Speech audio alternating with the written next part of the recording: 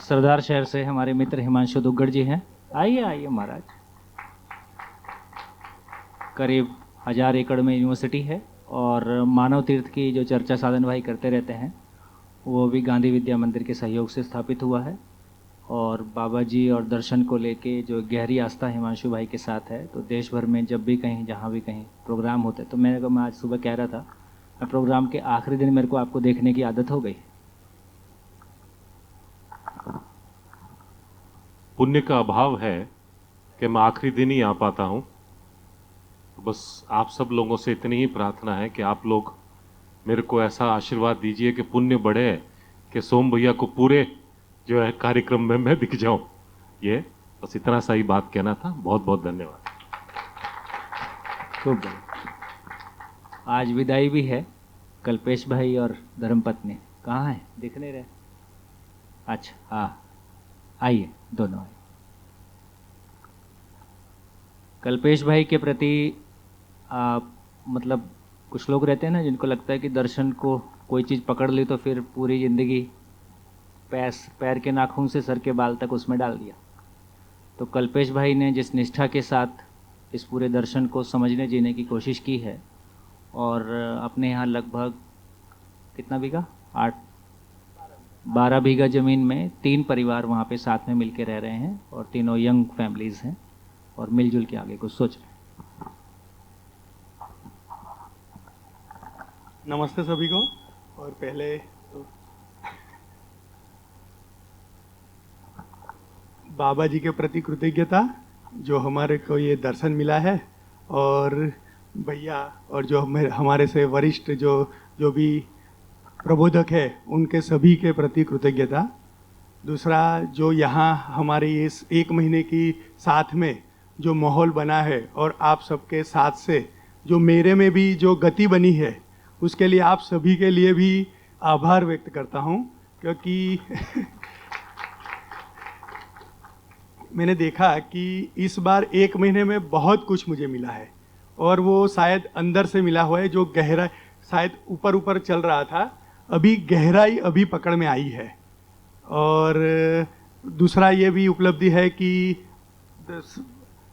श्रीमती जी भी साथ में तो थी, पर उनका भी ऐसा समझने का कुछ ऐसा मन नहीं था।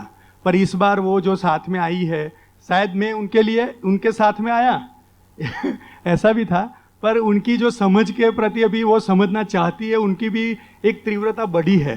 तो मेरे लिए बहुत ही ये आगे के लिए एक शुभ अवसर या ऐसा है कि हम दोनों साथ मिलकर कुछ आगे बढ़ पाएंगे। जो मेरी गति शायद रुकी हुई थी, या उसमें उनका सहयोग बन पाएगा, ऐसा लग रहा है। नमस्ते।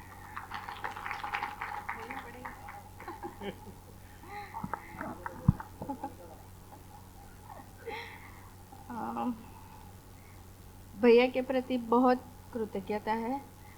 उन्होंने बोला कि इस महीने आ जाओ, तो पहले बहुत गड़मथल हुई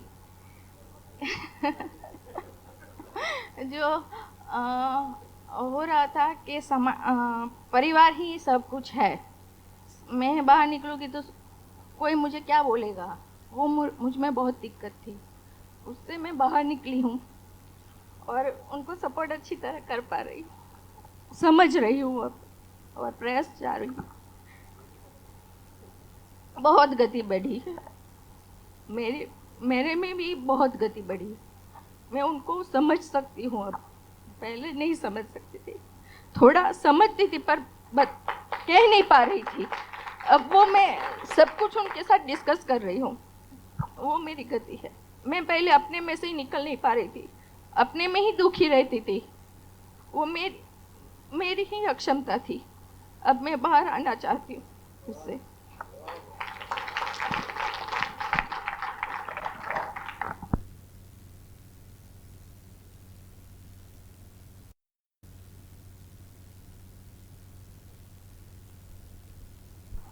हेलो।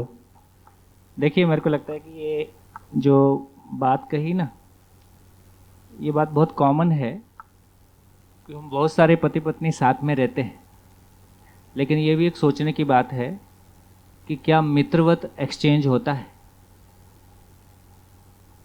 साथ में रहना एक बात है, और लगभग एक ये भी स्थिति हो सकती है कि किन्हीं किन्हीं बातों पे नाराजगी चलते हुए घर के काम हो रहे होते हैं, लेकिन एक दोस्त की तरह से और अपना दिल खोल के हम एक दूसरे से अपनी बात कह सकें, धीरे धीरे आपस में लगने लगता है कि ये तो मेरी इस बात को नहीं समझेगा, या आपके साथ कोई ऐसी खटास हो जाती है कि बस काम चलते रहते हैं। हम एक छत के नीचे ज़रूर रह रहे होते हैं, लेकिन जिसको जीना कहते हैं, बाबा जी इसको अपनी भाषा में बोलते थे, हम एक घर में छत के नीचे रहते हैं कि जीते हैं। तो ऐसा मेरे साथ भी हुआ है। मैंने जिस तरह के ज़िंदगी में कदम उठाए हैं उससे नेचुरल है, पत्नी को परेशान होना ही था और उस सब दौर गुजरना ही था, उसमें उसने अपने आप को एक लेवल तक वाइंड अप कर लिया, है ना। तो वो जो दिल खोल के अपनी बात आदमी कहे, दिल खोल के वो भी अपनी ज़िंदगी जिए। हमारे को तो अपनी ज़िंदगी जीना बाध्यता था। हमारे साथ तो स्थिति ऐसी है जैसे पीछे से बंदर की पूंछ में आग लगा दें तो उसको तो दौड़ना ही तो हमारी तो आग लगी थी, अब बाजू वाले को साथ में भी बिना मतलब दौड़ना पड़ रहा था। तो मुझको लगता है कि ये तमाम स्थितियों को देखते हैं तो ये विद्या की महिमा है कि शादी को 10 साल हो गए हैं, चाहे 15 साल हो गए हैं, चाहे 20 साल हो गए हैं, अब वो स्थितियां आ रही हैं कि हाँ, वो सारे जो भी कुछ आवेशों से गुजरे, जो भी कुछ आपस में सहमतियों के दौर से गुजरे, अब सही अर्थों में एक दूसरे के साथ में वो मित्रता का दौर आ गया। एक दूसरे को समझ पा रहे हैं, जो भी कुछ हुआ वो क्यों हुआ, वो किस मानसिकता से किया गया, चाहे वो उसमें से एक दूसरे के हिस्से में कुछ झेलने में आया, है ना। लेकिन यदि वो सार्थक था तो मैं सोचता हूँ कभी जैसे यदि इतने सारे शिविरों को करते हुए बहुत सारे लोग मिलते हैं पति पत्नी, जिनकी कहानी सुन के ऐसा लगता है यार हमारी ज़िंदगी में तो कुछ भी नहीं गुजरा जो इनकी ज़िंदगी में गुजरा है, और हमारा तो ऐसा लगता है कि इन्वेस्टमेंट था, और बहुत सारे लोगों का तो लगता है कि सारी ज़िंदगी इन्वेस्ट करके भी कुछ नहीं निकला, तो मेहनत ज़्यादा हुई। और तो एक सार्थक दिशा में हम चलते हैं तो हो सकता है उसमें कोई स्ट्रगल हो ही सकती है, अपने भीतर में जूझना होता है, कभी अपनों से जूझना होता है, कभी परिस्थिति से जूझना होता है, पर ये इन्वेस्टमेंट है और कोई पॉइंट पे आके इसका फल आता है, और इतना बड़ा आता है कि जितने बड़े की हमारी कल्पना नहीं होती। तो ऐसे मैं बहुत सारे लोगों को शिविरों में देखता हूँ, नए भी और पुराने भी, जहाँ वाकई में एक दूसरे को समझने की स्थिति बनती है, और समझना खुद में होता है। पति सोचे मैं पत्नी को समझा लूँगा, पत्नी सोचे मैं पति को समझा लूँगा, इसकी थोड़ी संभावना कम रहती है।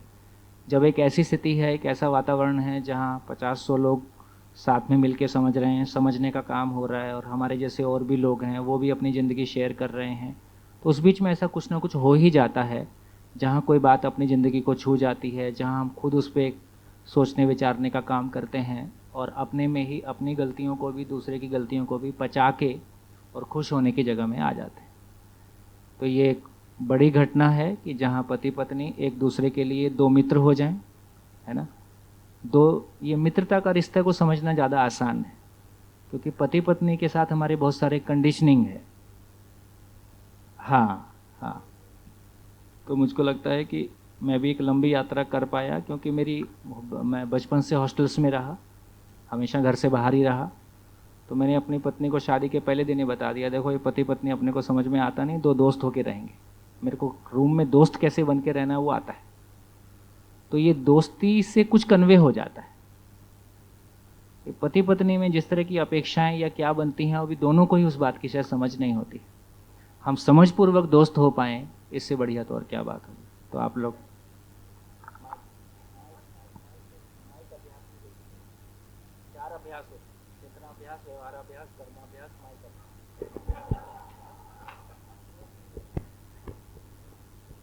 हेलो, मेरी गलती एक ही थी, मैं अच्छी बहू बनने में ही रह गई। अच्छी मित्र भी नहीं बन पाई, अच्छी पत्नी भी नहीं बन पाई। गुड, बिल्कुल ठीक है। अब ये क्या चीज़ है? मान भय। हाँ, ये जो मान भय है, अच्छी बहू दिखने की जो कोशिश है, तो कहीं अच्छी बहू दिखने की कोशिश है, वो मान भय है, या फिर वो मनमानी में निकल गया, ये अलग एक और रूट है। एक मेरा वो तो था कि मैं अच्छी बहू तो बढ़िया ही बन पा रही, मेरे घर में मेरे प्रति कोई कंप्लेन नहीं थी। जो थी हमारे दोनों बीच की ही थोड़ी दूरियां थी, वो अब अच्छी तरह पकड़ पा रही हूँ। वही मेरी बहुत बड़ी उपलब्धि है। बढ़िया बढ़िया। और अच्छी बहू के भीतर भी दबाव तो बना ही हुआ था, थोड़ा था।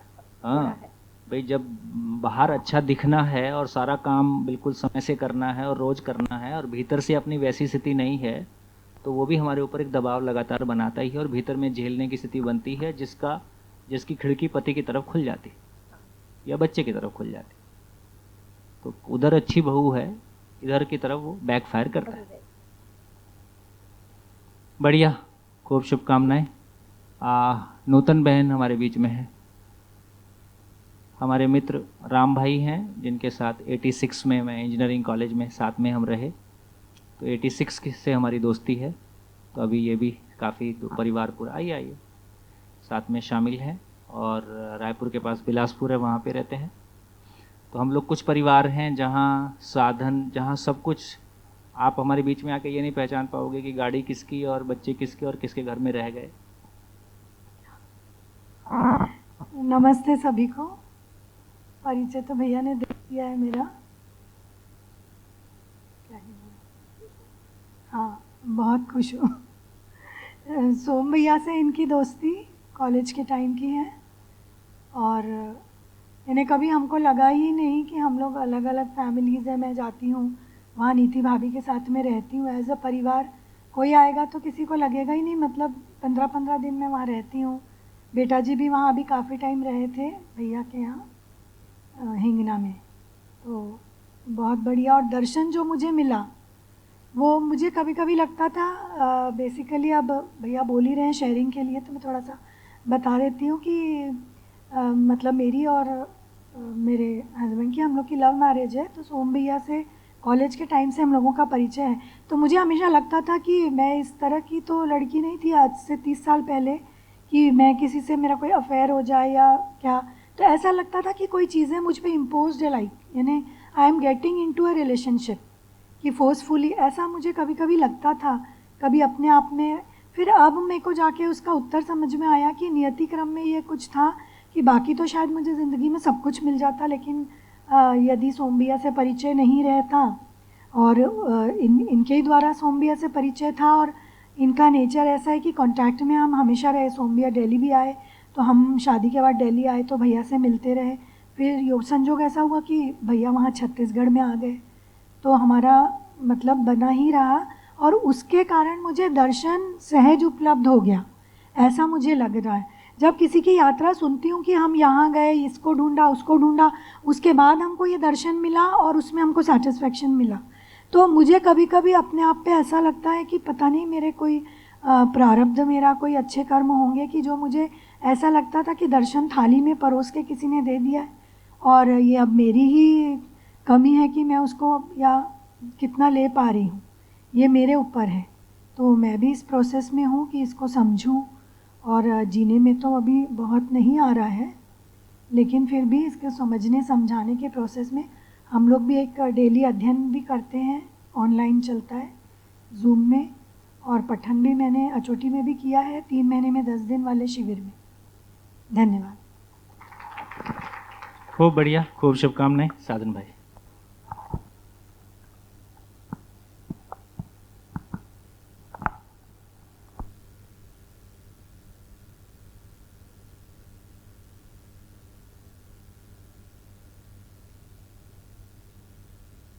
सभी को नमस्ते। आज का सत्र प्रारंभ करते हैं। कल थोड़ी सी चीज छूट गई थी, छोड़ के रखा गया था।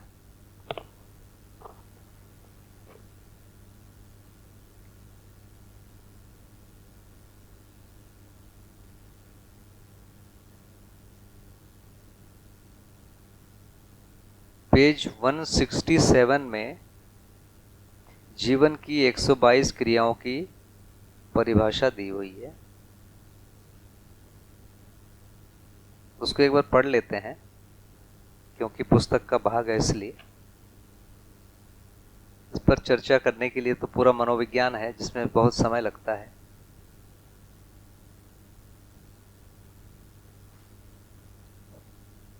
आत्मा सहज 2 क्रियाएं, अनुभव व प्रामाणिकता रूपी 2 क्रियाकलाप। अस्तित्व सहज अनुभव, परमानंद सहज प्रामाणिकता। अस्तित्व सत्ता में संपृक्त प्रकृति के रूप में नित्य वर्तमान, परमानंद अनुभव संपन्न अभिव्यक्ति संप्रेषणा प्रकाशन। बुद्धि सहज चार क्रियाएं, बोध एवं संकल्प रूपी चार क्रियाएं। आनंद अंत विहीन बिना रुकावट उत्सव क्रिया, नित्य उत्सव क्रिया। धी उत्सव क्रिया का प्रवर्तन, परावर्तन के लिए तत्परता। जागृति सहज स्थिति और गति की स्वीकृति क्रिया, परमता ही आनंद और धी है। अस्तित्व स्थिति गति विकास जागृति और वर्तमान सहज निर्भ्रम स्वीकृति, जानना मानना स्वीकार करना। दूसरा सहअस्तित्व। धृति सहअस्तित्व सहज सत्य में निष्ठा और परावर्तित करने के लिए प्रवृत्ति। सत्य बोध सहज परावर्तन में निष्ठा। भय का अभाव वर्तमान में विश्वास ही धृति है। चित्त सहज 16 क्रियाएं। चिंतन व चित्रण रूपी 16 क्रियाकलाप। श्रुति स्मृति। श्रुति यथार्थ समझदारी का भाषाकरण, यथार्थ जीवन व दर्शन पूर्ण अभिव्यक्ति। सहअस्तित्व सहज यथार्थों का भाषा सहज संप्रेषण अभिव्यक्ति।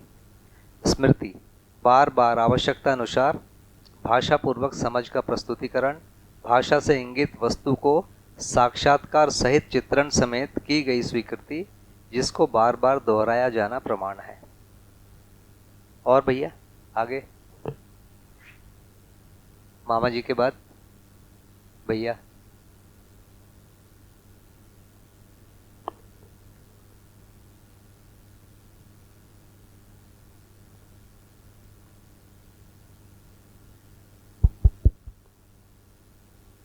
मेधा कला स्मृति का धारक वाहक क्रिया, कला को साक्षात करने वाली चिंतन क्रिया।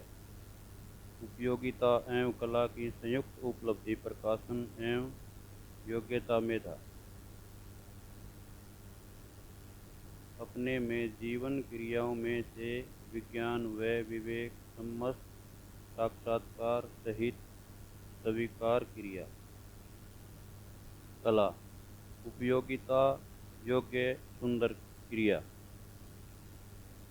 क्रांति रूप। क्रांति का तात्पर्य प्रकाश से है। सार्थकता संभावना के अर्थ में सब होना प्रकाश है। रूप आकार आयतन घन। निरीक्षण गुण। निरीक्षण अनुभव मूलक दर्शन व उसके प्रकटन की संयुक्त चित्रण क्रिया। गुण सापेक्ष गतियाँ। सम विषम मध्यस्थ गतियों का आकलन। स्वभाव गति और अपेक्षित गति का प्रकाशन। संतोष श्री। संतोष अभाव का अभाव। आवश्यकता से अधिक उत्पादन सहित विवेक सम्मत विज्ञान पूर्वक प्रमाणित होने की तत्परता। समृद्धि या समृद्धि की निरंतरता सहज स्वीकृति। प्रेम अन्यता। प्रेम पूर्णता पूर्णानुभूति। दया कृपा करुणा की संयुक्त अभिव्यक्ति। पूर्णता में रति व उसकी निरंतरता। अन्यता मानव की परस्परता व नैसर्गिकता में पूर्वक क्रिया कलाप। प्रामाणिकता व समाधान में निरंतरता। अजागृत के जागृति में सहायक क्रिया। वात्सल्य सहजता। वात्सल्य अभ्युदय के अर्थ में पोषण संरक्षण की निरंतरता। सहजता स्पष्टता व प्रामाणिकता। व्यवहार रीति विचार एवं अनुभव की एक सूत्रता। श्रद्धा पूज्यता। श्रद्धा से की ओर गतिशीलता अर्थात आचरण पूर्णता की ओर गुणात्मक परिवर्तन। जागृति और प्रामाणिकता की ओर गति व उसकी निरंतरता।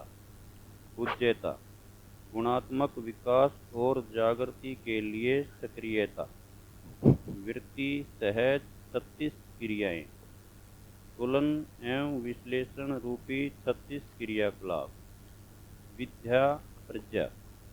विद्या जो जैसा है अर्थात जिस प्रयोजनार्थ है उसे वैसा ही विधिवत जानने मानने स्वीकार करने की क्रिया। प्रज्ञा प्रकृति पूर्ण समचेतना। यथार्थ और यथार्थ सहज अनुमान अनुभव क्रिया। वस्तुगत सत्य वस्तु स्थिति सत्य के प्रति अवधारणा एवं अनुभव मूलक गति और स्थिति सत्य में बोध व अनुभव मूलक गति है। कीर्ति विचार वस्तु। कीर्ति जागृति की ओर सक्रियता। वर्तमान में विकास और जागृति के संदर्भ में की गई श्रेष्ठता व सुलभता की प्रमाणिक प्रस्तुति। सपूर्ण पूर्वक सत्यता को उद्घाटित करने हेतु की गई क्रिया। सह अस्तित्व सहज प्रकाशन संप्रेषणा अभिव्यक्ति। निश्चय धैर्य निश्चय। सत्य पूर्ण विचार की निरंतरता। लक्ष्य दिशा और प्रयोजन की ओर गति। सत्यता पूर्ण विचार की निरंतरता। धैर्य न्यायपूर्ण विचार की निरंतरता। शांति दया शांति समाधान पूर्ण विचार का फलन। इच्छा एवं विचार की निर्विरोधिता। दया दूसरे के विकास में हस्तक्षेप न करना। पात्रता के अनुरूप वस्तु योग्यता प्रदायी क्षमता। कृपा करुणा कृपा दूसरे के विकास के लिए सहायता अथवा पात्रता अर्जित करने में सहायक होने में अर्हता संपन्न रहना। वस्तु के अनुरूप पात्रता प्रमाणित कराने वाली क्षमता योग्यता को स्थापित करने की क्रिया। करुणा विकास के लिए उत्प्रेरित करना। विकास के लिए योग्यता और पात्रता अर्जित करने में सहायक होना। दया क्षमा दम रास की ओर जो आसक्ति है उसकी समापन क्रिया। भय भ्रम भय और अपव्ययता से मुक्ति और जागृति में निष्ठा। क्षमा विकास के लिए की जाने वाली सहायता के समय उसके ह्रास पक्ष से अप्रभावित रहना। तत्परता उत्साह तत्परता जागृति क्रम में सक्रियता। उत्पादन कार्यकलाप में लगनशीलता।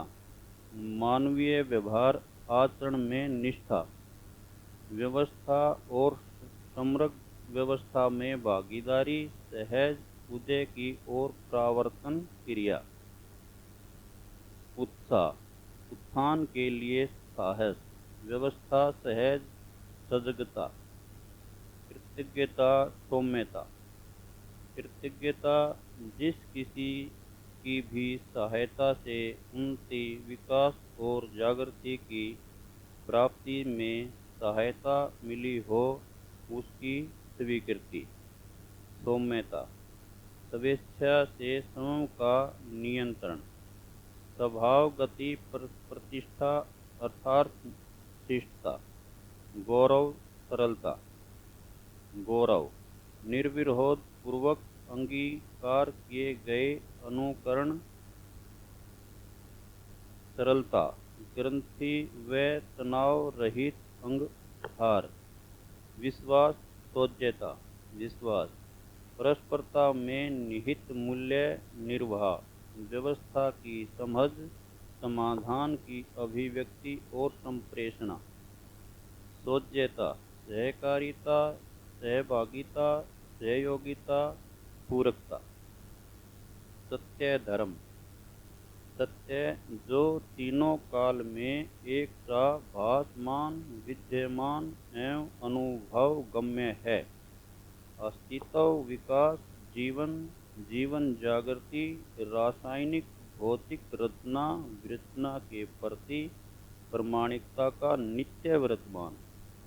अस्तित्व सहज स्थिति सत्य, वस्तु स्थिति सत्य, वस्तुगत सत्य नित्य वर्तमान।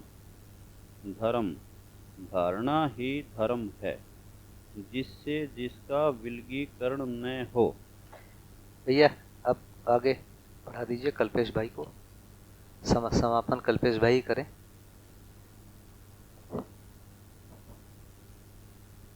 न्याय, सौजन्यता, संवेदना। न्याय मानवीयता के पोषण, संवर्धन एवं मूल्यांकन के लिए संपादित क्रियाकलाप, संबंधों व मूल्यों की पहचान व निर्वाह तथा मूल्यांकन व उभयदृक्ति क्रिया। संवेदना पूर्णता के अर्थ में वेगित होना, नियम त्रय सहित किया गया कार्य, व्यवहार, विचार। विकास व जागृति के प्रति वेदना बराबर जिज्ञासा, अपेक्षा, आशा। जाने हुए को मानने के लिए, पहचाने हुए को निर्वाह करने के लिए स्वयं स्फूर्त, जीवन सहज, उद्देश्य और प्रक्रिया। सभी ज्ञानेंद्रियों द्वारा बाह्य संकेतों को ग्रहण करने की क्रिया। व्यवस्था के प्रति तत्परता। तदात्मयता, साहस।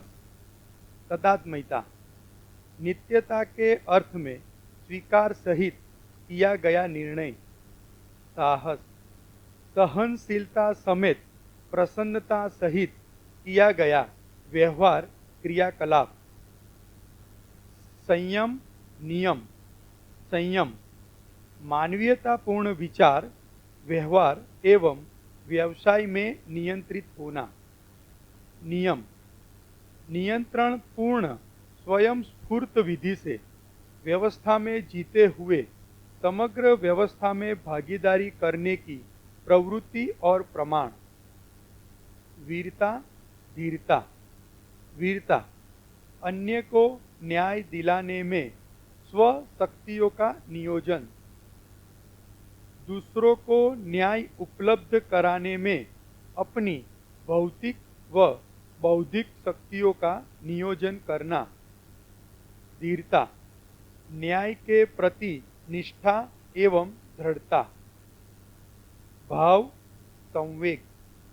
भाव मौलिकता बराबर मूल्य बराबर जिम्मेदारी, भागीदारी। संवेग संयोग से प्राप्त गति। जाति, काल। जाति रूप, गुण, स्वभाव व धर्म की विशिष्टता। भौतिक क्रिया, एकता, विविधता। भौतिक वस्तु में अनेक प्रकार के परमाणु। काल क्रिया की अवधि। तुष्टि, पुष्टि। तुष्टि समझदारी पूर्वक 6 सद्गुणों से संपन्न होना। परिवार में समाधान, समृद्धि को प्रमाणित करना। अखंड समाज, सार्वभौम व्यवस्था में भागीदारी करना निरंतर तुष्टि का स्वरूप है। पुष्टि तुष्टि का निरंतर मूल्यांकन में निरीक्षण, परीक्षण पूर्वक किया जाना। पूर्णता की निरंतरता ही जीवन सहज संतुष्टि है। मानव परंपरा के रूप में उसका लोकव्यापीकरण होना ही पुष्टि है। मन सहज 64 क्रियाएं। चयन व आस्वादन रूपी 64 क्रियाकलाप। भक्ति, तन्मयता। भक्ति भय से मुक्त होने का क्रियाकलाप और श्रम मुक्ति, भजन और सेवा से संयुक्त अभिव्यक्ति, संप्रेक्षण प्रकाशन क्रियाकलाप, भक्ति संपूर्ण निष्ठा की अभिव्यक्ति है। तन्मयता सम्यक निष्ठा के निश्चित लक्ष्य एवं दिशा हेतु निर्देशन विधि से जागृति सहज प्रभाव में अभिभूत होना तन्मयता है। ममता उदारता, ममता अपनत्व की पराकाष्ठा पूर्वक पोषण संरक्षण कार्य, स्वयं की प्रतिरूपता की स्वीकृति, उसकी निरंतरता। उदारता स्व प्रसन्नता पूर्वक दूसरों की जीवन जागृति, शरीर स्वस्थता व समृद्धि के लिए आवश्यकता अनुसार तन मन धन रूपी अर्थ का अर्पण समर्पण करना। प्राप्त समाधान रूपी सुख सुविधाओं समृद्धि का दूसरों के लिए सदुपयोग करना और प्रसन्न होना। सम्मान सौहार्द, सम्मान व्यक्तित्व प्रतिभा की स्वीकृति और उसका संतुलन सहज प्रकाशन, व्यक्तित्व प्रतिभा की श्रेष्ठता की स्वीकृति, निरंतरता व स्पष्टता। सौहार्द जिस प्रकार से स्वीकृति हो उस अवधारणा, अनुभव, स्मृति और श्रुति को यथावत प्रस्तुत करने का क्रियाकलाप। स्नेह निष्ठा, स्नेह न्यायपूर्ण व्यवहार में निर्विरोधिता, संतुष्टि में से के लिए स्वयं स्फूर्त मिलन और निरंतरता। निष्ठा जागृति पूर्ण लक्ष्य में निश्चित अवधारणा व स्मरण पूर्वक प्राप्त करने व प्रमाणित करने का निरंतर प्रयास। पुत्र पुत्री अनुराग, पुत्र पुत्री शरीर रचना की कारकता सहज स्वीकृति और जीवन जागृति में पूरकता निर्वाह करने वाली मानव इकाई ही पिता है। पोषण सुरक्षा की स्वीकृति, संतानों के पोषण संरक्षण के लिए उत्पादन हेतु सक्षम बनाने हेतु आधार के रूप में स्वयं को स्वीकारना। शिक्षा संस्कार प्रदान करने में स्वयं को सक्षम स्वीकारना। संपूर्ण ज्ञान प्रावधानित करने के लिए स्वयं में स्वीकारना। अनुराग निर्भ्रमता में प्राप्त आप्लावन, अनुपम रसास्वादन संभावना की स्वीकृति। आप्लावन अर्थात संबंधों में निहित मूल्यों का निर्वाह करने की सफलता।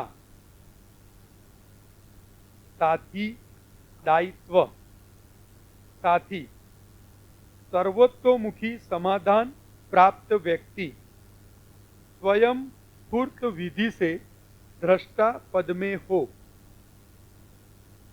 स्वयं को जानकर मानकर पहचानकर निर्वाह करने के क्रम में साथी कहलाता है। दायित्व परस्पर व्यवहार, व्यवसाय एवं व्यवस्थापक संबंधों में निहित मूल्यानुभूति सहित श्रेष्ठतापूर्ण व्यवहार। सहयोगी कर्तव्य, सहयोगी प्रेरणा अथवा अभ्युदय के अर्थ में मार्गदर्शक अथवा प्रेरक के साथ साथ अनुगमन करना। स्वीकार पूर्वक गतित होना। उत्पादन में सहयोगी होना। कर्तव्य प्रत्येक स्तर में प्राप्त संबंधों एवं संपर्कों और उसमें निहित मूल्यों का निर्वाह। स्वायत्त समृद्धि। स्वायत्त समृद्धि का अनुभव ही स्वायत्त है। समृद्धि आवश्यकता से अधिक उत्पादन समृद्धि है। हित स्वास्थ्य। हित शरीर सीमांतवर्तीय उपयोगिता। स्वास्थ्य मन एवं प्रवृत्तियों के अनुसार कर्मेंद्रिय व ज्ञानेंद्रियों का कार्य करने योग्य स्थिति में होना। स्पंदन स्फुरण योग्य स्थिति में कर्मेंद्रिय एवं ज्ञानेंद्रिय का होना। प्रिय प्रवृत्तियां। प्रिय शब्द स्पर्श रूप रस गंधात्मक ज्ञानेंद्रियों के लिए शरीर स्वस्थता के अर्थ में अनुकूल योग संयोग। प्रवृत्तियां उपलब्धि एवं प्रयोजन सिद्धि हेतु प्रयुक्त बौद्धिक संवेग। परावर्तन होने के लिए जीवन में होने वाली आशा विचार इच्छा संकल्पों एवं प्रामाणिकता की स्थिति व्यवहार के अर्थ में मानवीयता पूर्ण मानसिकता। उल्लास रास। उल्लास मुखरण उत्थान की ओर पारदर्शक प्रस्तुति और गति। रहस समाधान सहित प्रसन्नता व मुस्कान सहित मानवीय लक्ष्य व दिशा की और गति। शील संकोच। शील जागृति सहज वैभव को शिष्टता के रूप में सभी आयाम कोण दिशा परिप्रेक्ष्य में प्रामाणिकता को इंगित कर लेना और कराने की क्रिया का नाम शील है। शिष्टता पूर्ण लक्षण। संकोच अस्वीकृति को शिष्टता से प्रस्तुत करना। गुरु प्रामाणिक। गुरु शिक्षा संस्कार नियति क्रमानुसंगीय विधि से जिज्ञासाओं और प्रश्नों को समाधान के रूप में अवधारणा में प्रस्थापित करने वाला मानव गुरु है। प्रामाणिक प्रमाणों का धारक वाहक यथा अस्तित्व दर्शन जीवन ज्ञान मानवीयतापूर्ण आचरण समुच्चय को प्रयोग व्यवहार अनुभवपूर्ण विधि से प्रमाणित करना और प्रमाणों के रूप में जीना। शिष्य जिज्ञासु।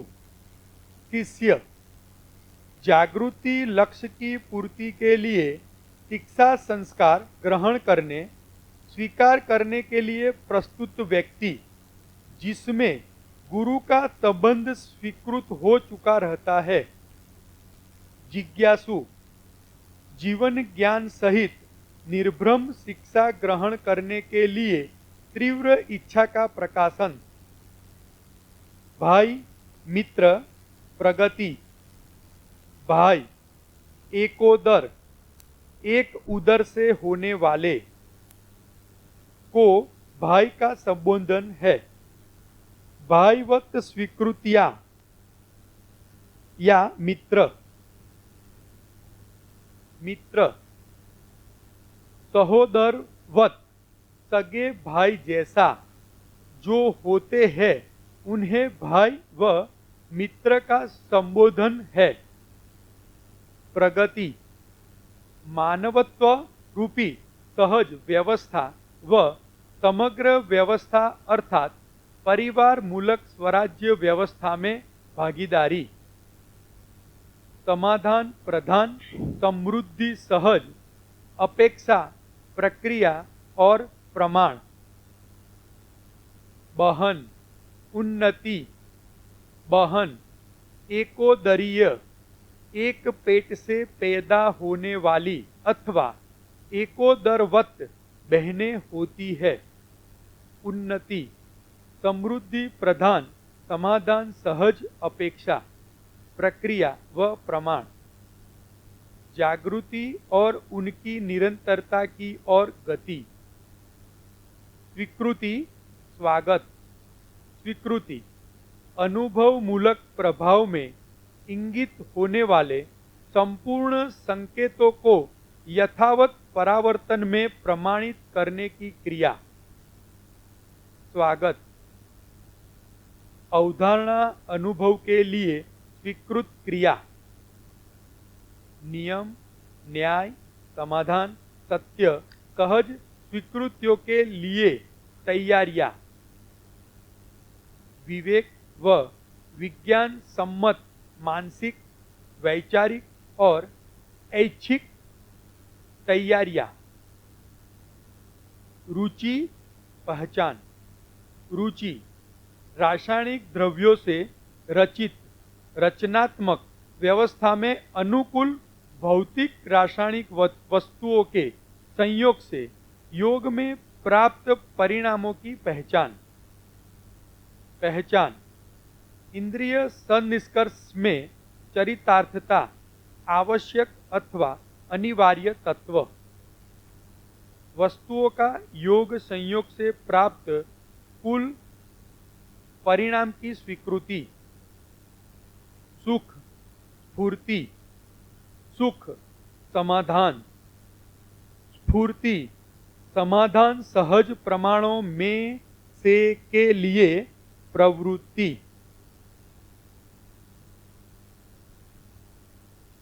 पति पत्नी, यतित्व सतित्व।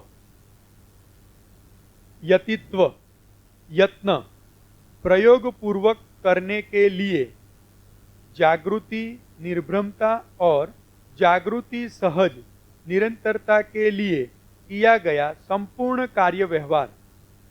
निर्भ्रमता सहित की गई प्रक्रिया एवं प्रयास। यत्न अर्थात शोधपूर्वक समझना ही करना। सतित्व, सत्व, संकल्प पूर्वक करने।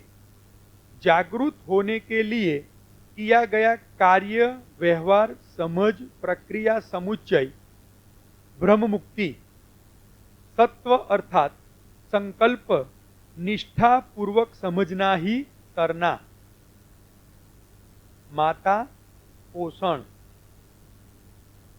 पोषण, इकाई प्लस अनुकूल इकाई। पिता, संरक्षण। संरक्षण, निर्बाधता, सुगमता के अर्थ में है। ज्ञानेन्द्रिय, कर्मेंद्रिय क्रियाएं। मृदु, कठोर। वहन, संवहन।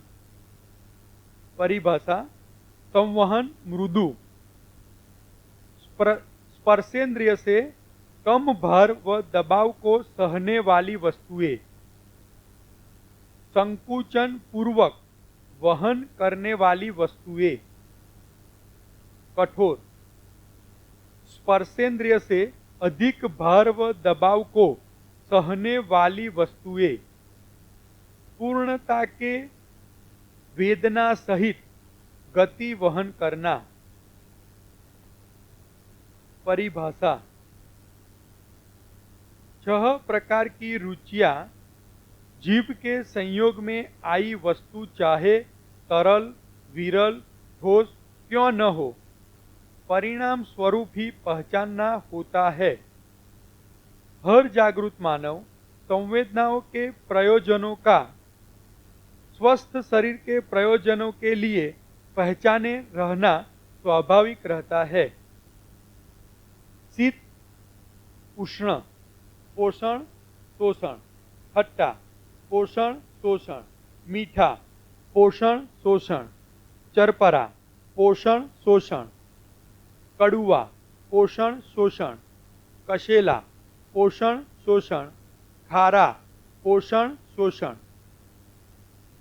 सुगंध दुर्गंध, प्रश्वसन विश्वसन, सुरूप कुरूप, अपनापन परायापन, पोषण इकाई प्लस अनुकूल इकाई,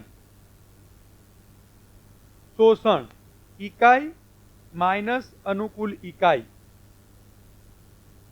इकाई प्लस प्रतिकूल इकाई, सर्व शुभ हो।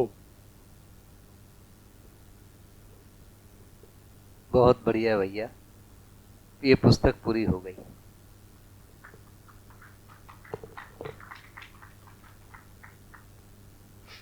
अब ये 122 आचरण को तो छोड़ देते हैं चर्चा के लिए, इसको नहीं करेंगे चर्चा। बाकी जो पीछे कल हम लोगों ने पढ़ा है उस पर चर्चा कर लेते हैं, जो भी यदि आवश्यक लगता है।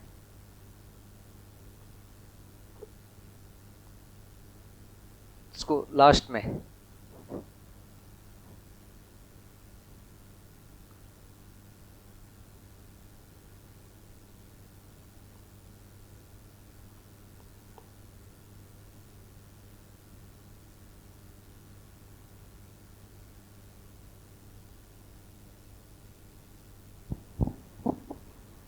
भैया, ये जो मूल्यों का आस्वादन है वो प्राप्य योग है कि प्राप्त योग है? प्राप्य योग। देखिए, पहली बार जब होगा तब तो प्राप्य योग है, बाद में वो प्राप्त योग में बदल जाएगा। जैसे न्याय का आस्वादन ही है वो मूल्यों का आस्वादन, तो न्याय धर्म सत्य जो है ये प्राप्त योग है। मध्यस्थ व्यवहार, मध्यस्थ विचार और मध्यस्थ जो अनुभव है वो प्राप्त योग है वो प्राप्त योग। ये सारी क्रियाएं 122 ये तो जीवन में हो रही हैं, तो जैसे व्यापक की अनुभूति के बाद तो ये बनी ही रहती हैं। हाँ, तो मूल्यों का आस्वादन तो निरंतर रहता ही। हाँ, एक बार वहां तक पहुंच गए तब तो सब प्राप्त योग है, उसमें प्राप्य योग समाया रहता है।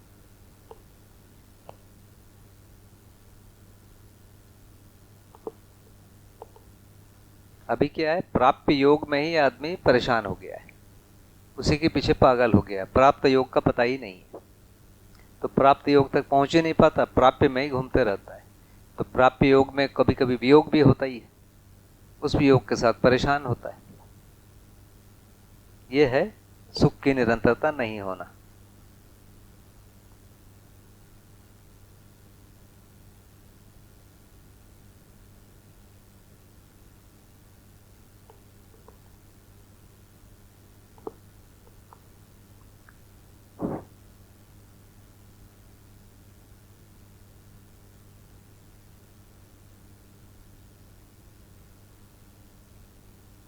बताइए भैया, और कोई चर्चा का बिंदु?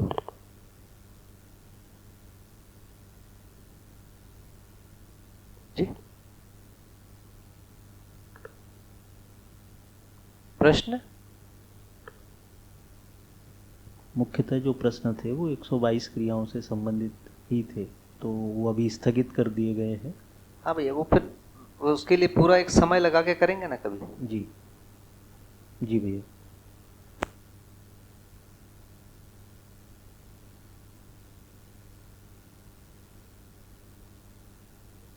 भैया, श्रवण मनन और निधि, श्रवण मनन निधि ध्यासन, तो श्रवण मनन तक तो थोड़ी बात हुई, निधि ध्यासन पे थोड़ा। भैया दर्शन, ये मध्यस्थ दर्शन में ये कितने बार ये शब्द आया है?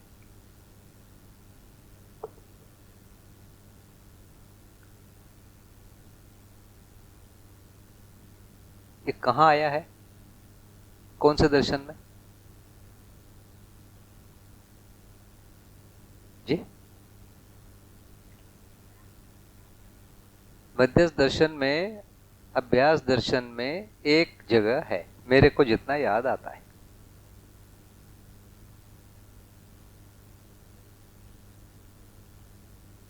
ठीक है ना?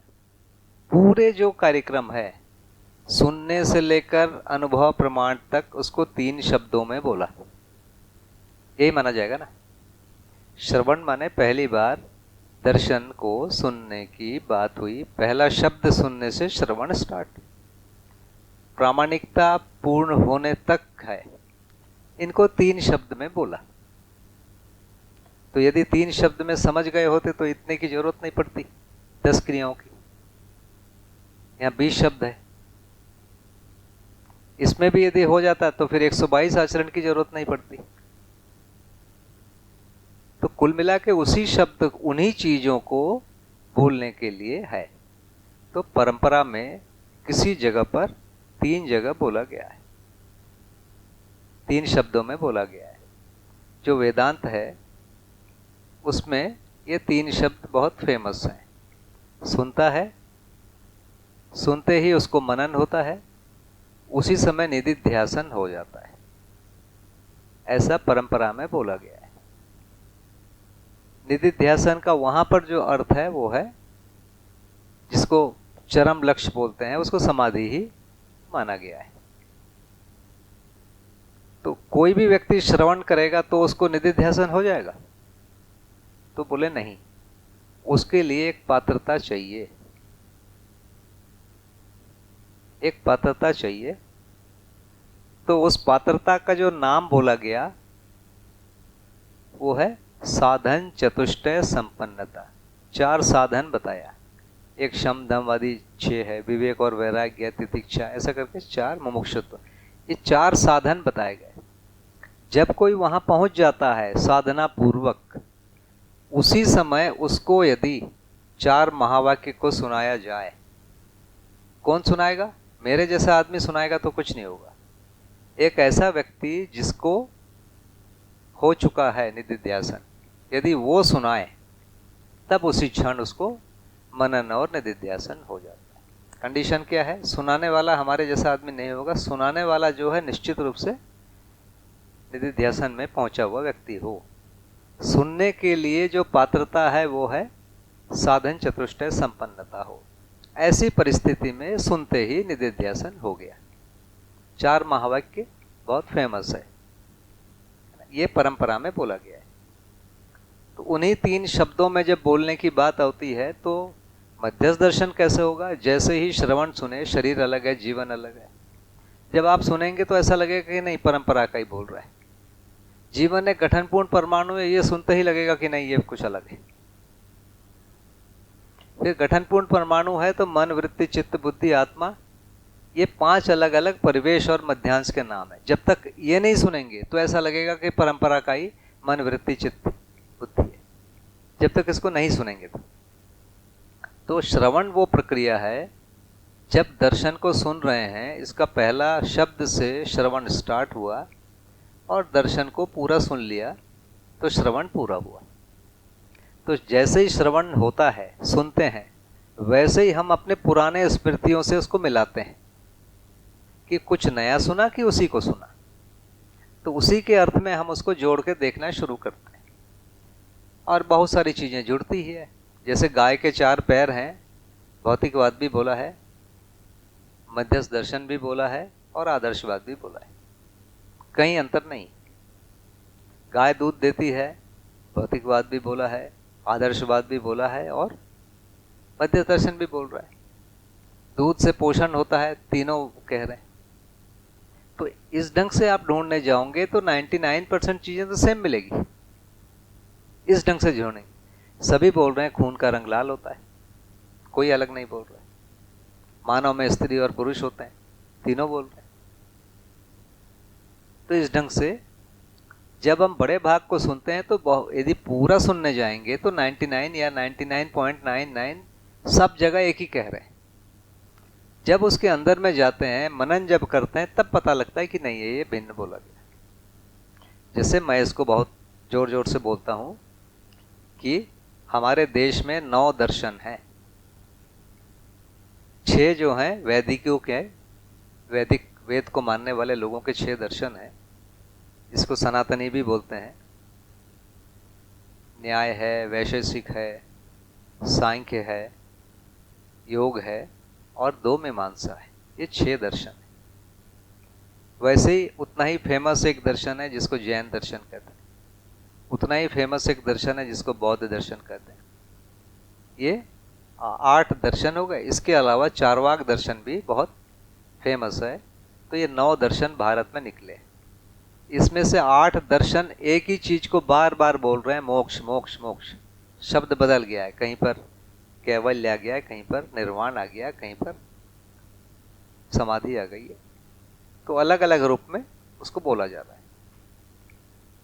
तो ये 6 और 2 8 दर्शन का जो लक्ष्य है वो है मोक्ष, और चारवाक दर्शन है उसका लक्ष्य भोग।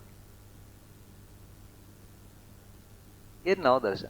तो ये जो 8 या 9 दर्शन परिवार की बात ही नहीं कर रहे हैं, परिवार व्यवस्था की बात ही नहीं कर रहे हैं, समाज व्यवस्था की बात ही नहीं कर रहे हैं। समाज और व्यवस्था की बात किया ही नहीं है इन्होंने। ये केवल व्यक्ति में मोक्ष के लिए कार्यक्रम की बात कर रहे हैं। उसके लिए परिवार समाज के बारे में कुछ लिखा ही नहीं। मध्यस्थ दर्शन परिवार की बात कर रहा है, सारे संबंधों की बात कर रहा है, इसके साथ उत्पादन की बात कर रहा है, विनिमय की बात कर रहा है, तो पूरा समाज और व्यवस्था की बात कर रहा है। तो ये जो सारे चीज है, इसको जब हम सुनते हैं, मनन करते हैं, इनको एक दूसरे से जोड़ कर देखते हैं, तो हमको वो विधि समझ में आती है जिसमें मानव परंपरा निरंतर बने रहे। केवल मोक्ष वाली तरीके में मानव परंपरा निरंतर बनी नहीं रहेगी। इसके लिए उनको बोलना पड़ता है कि सबको तो मोक्ष नहीं होगा, लाखों करोड़ों अरबों में एक को होगा। तो एक व्यक्ति विशेष होगा, उसको मोक्ष होगा और बाकी लोग उसको मानेंगे।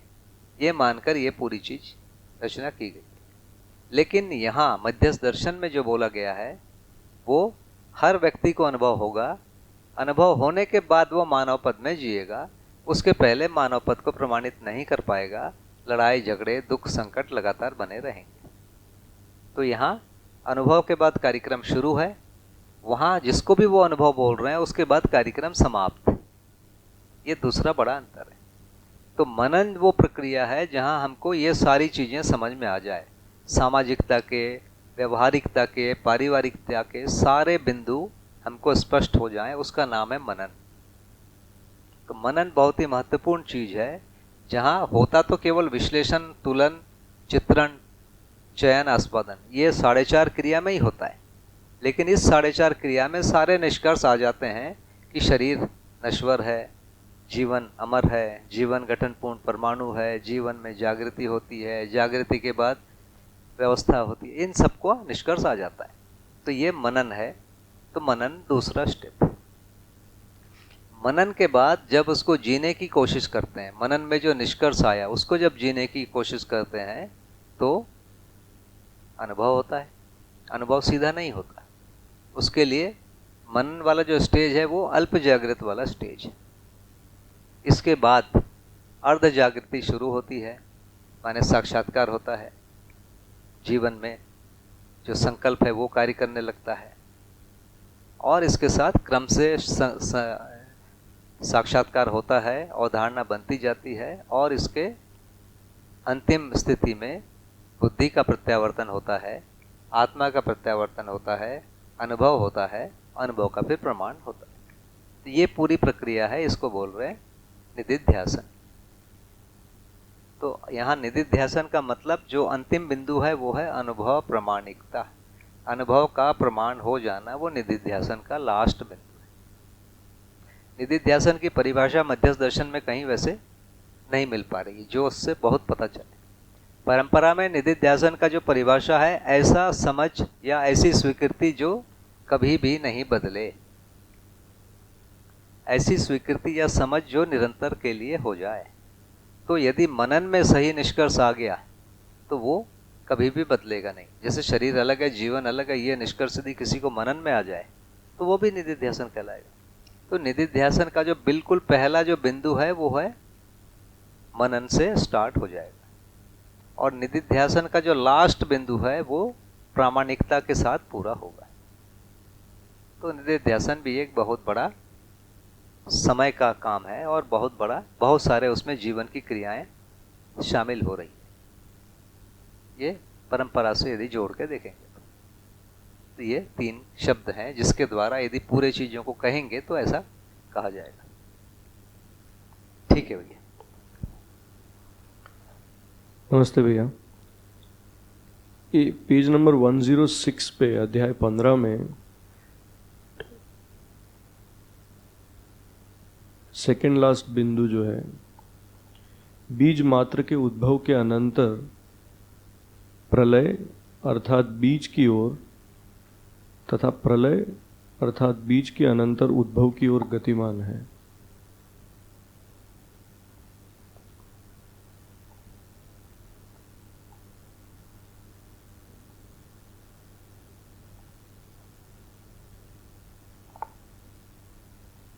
जो परंपरा में 3 शब्द बहुत ज्यादा बोले गए हैं, उद्भव, विभव, प्रलय, और इसको हर जगह सेट किया गया है। उद्भव माने किसी चीज का पैदा होना, विभव माने किसी चीज को बनाए रखना, प्रलय का मतलब है वो समाप्त हो जाना। इसी को बाबा जी ने सम, विषम और मध्यस्थ बोला। तो जैसे एक पेड़ को लगाते हैं या बीज को लगाते हैं, बीज में जैसे अंकुरण शुरू हुआ तो उसको उद्भव स्टार्ट कहेंगे। होते होते वो एक समय तक बड़ा होता है, फलने फूलने लगा, फलना फूलना शुरू हुआ, तब तक ये उद्भव कहलाया, माने उन्नति।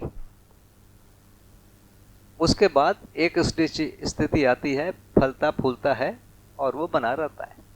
जैसे आम का पेड़ है, करीब 50 साल फलता है, कुछ पेड़ हैं शायद 100-150 साल फलते हैं, बरगद टाइप के पेड़ हैं, तो उनका विभव बहुत लंबा है। और उसके बाद प्रलय माने उसकी धीरे धीरे विरचना हो जाती है। तो इन 3 शब्दों को यदि प्रयोग करना है तो इन 3 शब्दों को परिभाषित कर दिया कि विरचना माने प्रलय, उद्भव माने रचना का शुरुआत, किसी एक रचना के जो संपूर्ण स्थिति होने के बाद वो बने रहे उसको विभव कह रहे हैं। यहाँ पर जो प्रलय को बीज कह रहे हैं, जैसे नष्ट हो जाएगा, जैसे प्राणावस्था को हम देखेंगे तो प्राणावस्था कुछ पौधे हैं जो 1 वर्षीय हैं, घास है 3-4 महीने में होता है, फिर समाप्त हो जाता है। जैसे हम लोगों ने धान लगाया है, धान 3-4 महीने में समाप्त हो जाएगा, 4 महीने 5 महीने। इसकी विधि क्या, समाप्त होने के पहले वो बीज बना लेगा, बीज बना लेगा, वो बीज बनेगा और फिर उस बीज की परंपरा बनेगी। तो वैसा प्रलय कभी नहीं आएगा कि फिर वो बने ही नहीं। तो प्रलय जिसको हम बोल रहे हैं अभी भाषा के रूप में, वास्तव में वो बीज बनता है, क्योंकि प्रलय अस्तित्व में है ही नहीं, अस्तित्व में प्रलय होता ही नहीं, अस्तित्व जैसा है वैसा बना ही रहता है। तो पहला, वैसे ही प्राणावस्था में भी देखने जाएंगे तो प्रलय होता नहीं है, बीज बन के अपने आप को सुरक्षित कर लेता है, आगे फिर होता है। तो ये प्रलय और बीज को इस रूप में बताया।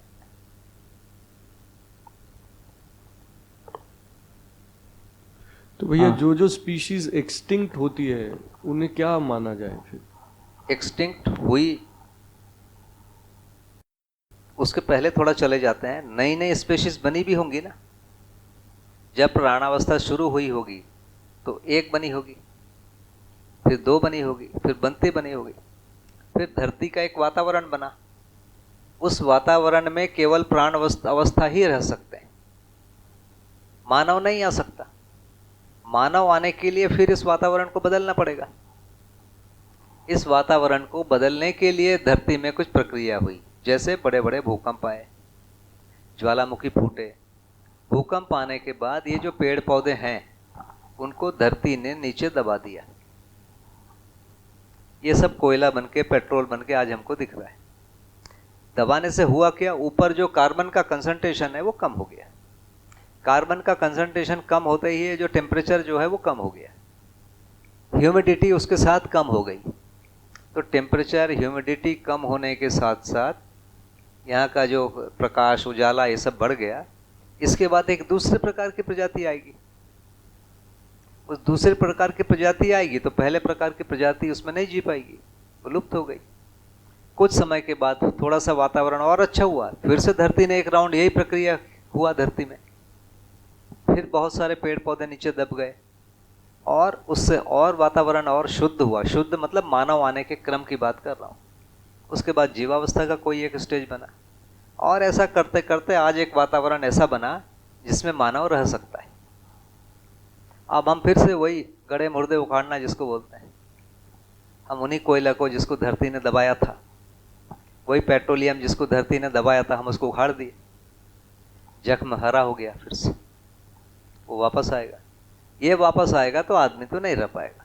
पहले आदमी मरेगा, उसके बाद जीव अवस्था मरेगा, और जीव अवस्था मरने के बाद फिर प्राणावस्था का समय आ जाएगा। फिर प्राणावस्था में वही प्रक्रिया होगी। तो ये हो रहा है।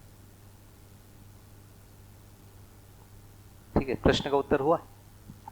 भैया ये सोम जी, ये परंपरा में प्रलय की कल्पना, युगों की कल्पना, सतयुग कलयुग है ना, और जो बना है वो नष्ट हो जाएगा, थोड़ा सा इस पे भी खोल दीजिए। यही माना गया है कि बना गया फिर मिट जाएगा, फिर बनेगा फिर मिट जाएगा। इसके लिए इन्होंने इस ढंग से पूरे अस्तित्व को माना और उसके आधार पर व्यवस्था दिया। तो उसमें माना गया कि पहले सतयुग होगा, माने बहुत अच्छाई होगी, उसके बाद अच्छाई कम होगी, उसके बाद और कम होगी, फिर कलयुग आएगा, इतनी ज़्यादा तंग हो जाएंगे लोग, फिर अच्छा हो जाएगा। अब इस लॉजिक को देंगे तो भाई अच्छा फिर बुरा क्यों हुआ? सतयुग से त्रेता उससे थोड़ा और कमज़ोर है, फिर द्वापर और कमज़ोर है, फिर और कलयुग है। तो अच्छा चीज़ बुरा क्यों हुआ? माने मनुष्य अच्छा नहीं चाहता है, कहीं ना कहीं आएगा। जानता नहीं था, केवल मानता, किन्हीं आस्थाओं के चलते ऐसा रहा होगा, और समातिरेक विषम की ओर, विषमातिरेक सम की ओर, ऐसी बड़ा वाला चक्र घूम रहा है। तो ये इस चीज को ऐसा मान रहे हैं कि ऐसा घूम के वहां तक आएगा, और कलयुग होने के बाद और नीचे नहीं जाएगा भाई, ऊपर हो जाएगा, फिर से वापस सीधा सत्य। मैं तो सोचता हूँ सीधा सत्य आएगा भी कैसे? धीरे धीरे ही आएगा ना भाई। एक ही दिन में आदमी सो के उठेगा, सुबह सबका दिमाग सही है। तो यहाँ पर मानव की कल्पनाशीलता और कर्म स्वतंत्रता कोई नकार दिए। वो रात को सोया, सुबह उठा तो एकदम सही, सतयुग। कल मैं आपका जेब काटने का सोचता था, अब नहीं काट रहा हूँ, और भूल भी गया मैं, आपने मेरा काटा या मैंने आपका काटा, हम सब भूल गए। छोड़ो भाई, लेन देन जीरो। इस ढंग से ऐसा बोलने की कोशिश किया गया, उसका अभी तक तो कोई प्रमाण आया नहीं। और लिटरेचर में भी देखो तो सतयुग के जो राक्षस हैं ज्यादा खतरनाक है, द्वापर त्रेता के उससे कम खतरनाक हैं, इसके और कम खतरनाक हैं। कलयुग में राक्षस तो दिख ही नहीं रहा है, 10 सिर वाला तो कोई दिख नहीं रहा है ना? बढ़िया दिख रहे हैं कलयुग वाले, और अच्छे। वहां के राक्षस तो बहुत खतरनाक दिखते थे। दूसरा एक हरिश्चंद्र की कहानी आती है। हरिश्चंद्र ने सपने में अपना राज्य दान में दे दिया, और राज्य दान में दे दिया तो वो अब तो राज्य को छोड़ दिया उन्होंने, जो सपने में देखा वो करते थे वो। और फाइनली उसके बच्चे को सांप काटा, और वो एक जगह श्मशान में जाके वो काम करने लगे, और ये हुआ, वो दास बन गए, स्लेव। तो सतयुग में स्लेव प्रथा थी तब तो वो बने, और आज कलयुग में दास प्रथा खत्म हो गई है। दास प्रथा खत्म हो गई है, दास बनाऊंगा बोलना भी अब अपराध की जगह पर आ गया है। तो उस सतयुग से तो ये बेटर ही लग रहा है। तो मुझे लगता है कि ये सब केवल कल्पना में एक चीज को बोलने की कोशिश किया गया कि भाई ज्यादा बुरा कर लियो, कोई बात नहीं यार, अच्छा हो जाएगा। एक प्रकार से सांत्वना वाले प्रोग्राम है, और वहां पर जाने के लिए बोला। पूरा ऐसे ही चमत्कारों से वर्णन है कि कोई कर दिया। जी हाँ, भैया यहाँ पे प्रश्न ये बना ही रहता है कि मानव भी लुप्त हो जाएगा और फिर से उसका उद्भव होगा। देखिए, मानव लुप्त नहीं होगा, मानव को मानव लुप्त कर सकता है। प्रकृति ने मानव को लाया, मानव को लाने के लिए पहले जीवों को लाना पड़ा, उसको लाने के लिए पहले प्राणावस्था को लाना पड़ा, उसको लाने के लिए पहले रसायन बनने पड़े, पानी बनना पड़ा, पानी बनने के बाद ये सब आए। तो इसको हम बहुत आराम से पहचान सकते हैं कि पहले जो है इन्होंने छोटे छोटे अणु बने। यदि अपन सूरज को देखेंगे तो पूरे परमाणु ही नहीं बने, 2-3 परमाणु हैं, बन रहे हैं, टूट जा रहे हैं। इसके बाद पूरे परमाणु बने, इसके बाद धरती ठोस हुई, इसके बाद पानी बना, पानी बनने के बाद एक एक करके रसायन बनने लगे, है ना। उसके बाद प्राण कोशिका बनी। तो प्राण कोशिका बनने के लिए भी कई स्टेज हैं, एक दिन में नहीं बन गई। यदि हम सोचेंगे कि धरती में प्राण कोशिका कैसे बनी, तो देखिए प्राण कोशिका में जो डीएनए को एनालिसिस करके देख रहे हैं उसमें carbon, hydrogen, oxygen, nitrogen, phosphorus, ये पांचों होना जरूरी है, नहीं तो प्राण कोशिका नहीं बन रही। इतना जरूरी है, मतलब जिसको डीएनए कह रहे हैं। इसके पहले 4 स्टेज वाले पहचान में आ रहे हैं। फास्फोरस नहीं है, नाइट्रोजन है, कार्बन है, हाइड्रोजन है, ऑक्सीजन। इसको कह रहे हैं प्रोटीन या नाइट्रोजन। इसके पहले का जो और रचना है जिसको कह रहे हैं शुगर, जिसमें नाइट्रोजन भी नहीं है, कार्बन है, हाइड्रोजन है, ऑक्सीजन है। इसके पहले 2 है, हाइड्रोजन और ऑक्सीजन जिसको बोल रहे हैं पानी, हाइड्रोजन और कार्बन जिसको बोल रहे हैं हाइड्रोकार्बन, और कार्बन और ऑक्सीजन जिसको बोल रहे हैं कार्बन मोनोऑक्साइड या कार्बन डाइऑक्साइड। तो इसके पहले सब अलग अलग परमाणु हैं। तो इस क्रम में बनते जाएंगे तो पहले 2 परमाणु मिल के ये 3 चीज बने, फिर शुगर बना, फिर प्रोटीन बना, फिर डीएनए बना। डीएनए बनने के बाद फिर प्राण कोशिका बनी, उसके पहले तो कोई चांस नहीं। अब आप एक बार हम अनुमान करके देखते हैं डीएनए जब बना उस समय धरती की क्या कंडीशन है। कहीं भी अपन पौधा लगाते हैं, वो जो पौधे का बीज है वो मल्टीप्लाई हो जा रहा है, माने उसका डीएनए मल्टीप्लाई हो जा रहा है, माने फास्फोरस के अणु उस हर जगह पर है। अब एक एक मिलीमीटर या और उससे छोटे टुकड़े में एक फास्फोरस का एटम बैठा हुआ है, एक हाइड्रोजन का बैठा हुआ, एक कार्बन का बैठा हुआ, एक नाइट्रोजन का बैठा हुआ, एक ऑक्सीजन का बैठा। इतना हाई मिक्सिंग हुई, इतने हाई लेवल की मिक्सिंग हर मिलीमीटर में हमको मिल रही है धरती के कम से कम 1-2 फीट 3 फीट ऊपर नीचे तक। ये एकदम अचानक हो गया होगा या प्रक्रिया से हुआ है? एक दिन में हो गया होगा? नहीं। तो ऐसी भयंकर मिक्सिंग होने के लिए ऊपर में बहुत प्रकार की रासायनिक क्रिया हुई है ना। भूकंप आया होगा, ज्वालामुखी आया होगा, बहुत सारे हाई टेम्परेचर होंगे, बहुत हाई रासायनिक क्रिया। तो एक समय में धरती में बहुत तेज रासायनिक क्रिया होती रही है। ये पेड़ पौधे आने के पहले इतनी भयंकर मिक्सिंग हुई और ये सब अणु एकदम पास पास आके बैठ गए, एकदम चिपक के। ये नैनो डिस्टेंस में सब आके बैठे, तब ये रासायनिक क्रिया हुई। इतने दूर में वो रासायनिक क्रिया नहीं घट पाई। तो उसके पहले धरती ने कितना श्रम किया उसी को बाबा जी लिखे हैं इसमें, पदार्थावस्था धन श्रम बराबर प्राणावस्था। तो पदार्थावस्था में भारी श्रम हुआ, ये पूरा एकदम बहुत थॉरोली मिक्सिंग हुई पूरी धरती की सतह पर। उसके बाद फिर प्राणावस्था आया। तो ये एक प्रक्रिया है, इसको हम देखने जाते हैं तो ऐसा लगता है कि बहुत सिस्टमेटिक तरीके से ये विकास का क्रम या रचना का क्रम चल रहा है और उसके किसी क्रम में जाकर निश्चित रूप से चीजें बन रही है और ये बन ही जा रही है। और फाइनली इसमें जो बदलाव कर सकता है तो अब मानव ही कर सकता है, क्योंकि उसी के पास कर्म स्वतंत्रता है। वही सूरज को धरती में ला दिया है। सूरज अस्तित्व में है, कोई नई चीज नहीं बनाया आदमी ने, पर पृथ्वी से उसका डिस्टेंस करोड़ों किलोमीटर के दूर में है। अब हम सोच रहे हैं कि मेरे बेडरूम में एक प्रकार का वातावरण हो और किचन में एक प्रकार का एटॉमिक रिएक्टर हो। हम वही जो डिस्टेंस है धरती में जो है ना करोड़ों किलोमीटर दूर में, उसको हम 1-2 सेंटीमीटर में करना चाहते हैं। प्रॉब्लम उतना ही है ना। हम बेडरूम के एक कमरे में जाके कॉफी पीना चाहते हैं और दूसरे कोने में बर्फ चाह रहे हैं। ये कैसे होगा? एक कोने में एटॉमिक रिएक्टर लगाए रखेंगे, एक कोने में तूफान का एक ये रखेंगे, एक कोने में एक ये रखेंगे जो 0 डिग्री या -40 का हवा भेजेगा। हम इसके बीच में रहना चाहते हैं, उनको सब पास करना चाह रहे हैं और कुछ कर नहीं रहना है।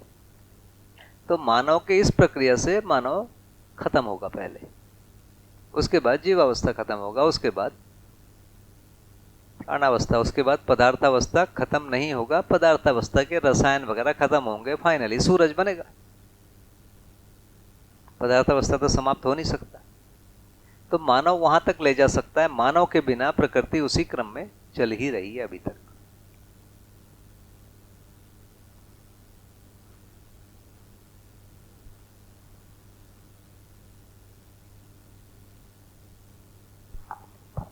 हेलो जी। भैया, अगर तो हम विकास की उन्नति की ओर जा रहे हैं तो ऐसा क्यों हो रहा है कि अब मानव जो है इस स्थिति तक जाने की कोशिश में है कि जहां वो अपना ही विनाश कर ले, और नहीं पहले जिस उस स्थिति में जाने की ओर नहीं है भैया। देखिए, हम लोग मानव जाति, हम लोग माने, मैं नहीं और आप नहीं, एक समय में तय किया कि लड़ेंगे नहीं। विश्व स्तर पर लड़ाई रोकने के लिए यूएनओ को बनाया। पहले एक समय चला नहीं, फर्स्ट वर्ल्ड वार के पहले थोड़ी, बाद में थोड़ी कोशिश हुई, फिर सेकंड वर्ल्ड वार के बाद उसको और पक्का किया। भले ही कुछ नहीं हो पा रहा है, लेकिन लड़ाइयाँ न हो ये एकदम प्रचलित होता जा रहा है। और वैसे भी आप देखिए कि ये सब चीज़ें धीरे धीरे कम ही होती जा रही है। पहले एक देश दूसरे देश को लूट पाता था, अब लूटने की ताकत कम हो गई ना। भाई इंग्लैंड ही पूरे दुनिया में कब्जा करके बैठा हुआ था, लूट रहा था। आज 75 साल में कहाँ है, उसकी हालत खराब है। तो वो जो चीज़ें दूसरे को दबाने वाला, लूटने वाला अब श्रेष्ठ नहीं माना जा रहा है। भले ही भाषा में, मानसिकता में लूट है, लेकिन भाषा में बोल नहीं सकते कि लूटेंगे। भाषा में यही बोल रहे हैं कि हम आपको देंगे, हम आपको मदद करेंगे। भाषा वहां तक आ गया है। तो मानव वो भाषा भी नहीं बोल पा रहा है कि मैं मार दूंगा, काट दूंगा, नहीं बोल रहे। अभी रशिया यूक्रेन को कूट रहा है, भाषा वो नहीं बोल रहा है, हर बार समझौते के लिए बुला रहा है, आओ दोस्ती करते हैं, आओ दोस्ती करते हैं, यही कर रहा है। हेलो, बढ़ तो रहे हैं, कह भी रहे हैं, लेकिन मानसिकता में जो भी है, हम परमाणु का जखीरा भी उतना ही और ज़्यादा बढ़ाते जा रहे हैं, जिसका भी नाश होना भी शायद क्या परिणाम देगा हम समझ सकते हैं। एक तो ये है, दूसरा ये है कि जैसे अभी हमने कल बात की त्रेता और कलयुग वगैरह की, तो अगर हम त्रेता युग से नीचे की ओर जा रहे हैं, मैंने युगों की तो कल्पना ही कर सकते हैं हम, तो जिस युग में जहाँ तक का इतिहास है उसको हम देख पा रहे हैं। तो आप पहले देखिए, पहले से हमारा आचरण, मानव जाति का जो आचरण पक्ष है, जो चैतन्य पक्ष, भौतिकता में हम जो भी प्रगति कर रहे हों, लेकिन जो चैतन्य पक्ष है निरंतर अवनति की ओर दिखाई तो देता है। आज के 50 साल 100 साल पहले, मतलब कुछ तो आप भी उसको वेरीफाई करोगे कि आपकी जो पीढ़ी थी, हम शायद उस समय अपने गांव में अपने एक पूरा स्ट्रक्चर था जहाँ पे हम अपने पूरे गांव की बहन बेटियों को किसी संबोधन के साथ करते थे और वैसे आचरण के साथ भी पाए जाते थे। अब हम कहाँ पे, जिस जगह पे खड़े हैं, ऐसी स्थिति नहीं दिखाई पड़ती। मुझे ऐसा नहीं लगता है। यदि आज से 60-70 साल पहले हम लोग साथ में नहीं बैठ सकते थे, क्योंकि मैं कोई और जाति का हूँ, आप कोई और जाति का है, ये कोई और जाति का है। एक, फिर मैं पुरुष हूँ, कोई स्त्री है, तो साथ नहीं बैठ सकते। भैया उसको देखेंगे तो वो स्थितियाँ बढ़िया नहीं है। जो टैक्स है, पहले कितना टैक्स देते थे, आज कितना टैक्स देते हैं, उसको भी देखिए, है ना। आय का 25% तक टैक्स लिए, लिखा हुआ है। तो मुझे ऐसा लगता है कि भैया बहुत आराम हो गया है, बहुत ही आराम हो गया है। पहले हमने कल्पना बहुत किया और जबरदस्ती में लोगों को रोक के रखा। अब जबरदस्ती में नहीं, अब हम अपनी इच्छा से ही संयत हैं, जितना भी है। पहले शायद दबाव में इससे ज़्यादा संयत थे, लेकिन अब जो संयत हैं वो दबाव में कम है, अपनी इच्छा से, समझ से ज़्यादा संयत है। वो उस लेवल से कम होगा, मैं मान लिया, लेकिन स्वेच्छापूर्वक हो रहा है जो भी हो रहा है। तो ये आगे जाके पूरी संभावना है कि ये ठीक हो जाएगा। ये देखिए, त्रेता युग या जो भी युग है, इसकी तो हमारे पास सिर्फ कल्पना के रूप में सूचना है। हम अगर अपने साहित्य की ओर देखें तो जो भी कल्पना की गई शुभ के रूप में ही की गई। अब इवन कि जैसे रामचरितमानस जैसा महाकाव्य जब लिखा गया त्रेता युग को पक्ष में लेकर के, तो वहाँ पर हम देखते हैं कि स्थितियाँ काफ़ी अनुकूल दिखती हैं, जहाँ पर सभी वर्णों के लोग, राम राज्य की जो कल्पना है, सभी वर्णों के लोग एक साथ बैठते थे, सबका सम्मान था। और एक स्थिति भी ऐसी आती है कि जहाँ पर राम जो है सबका सहयोग भी जब ले रहे होते हैं, तो उसमें कोल किरात जिसको कि अछूत माना जाता था, वहाँ पर उन्होंने उनको सम्मान दिया पूरा का पूरा। इवन कि हेलो, तो उस रूप में अगर हम देखें तो हम आज की स्थिति से काफ़ी बेहतर वहाँ पर दिखते हैं। नहीं भैया, मैं मान लिया राम ने सम्मान दिया, मान लेता हूँ, लिखा है तो मान ही होंगे।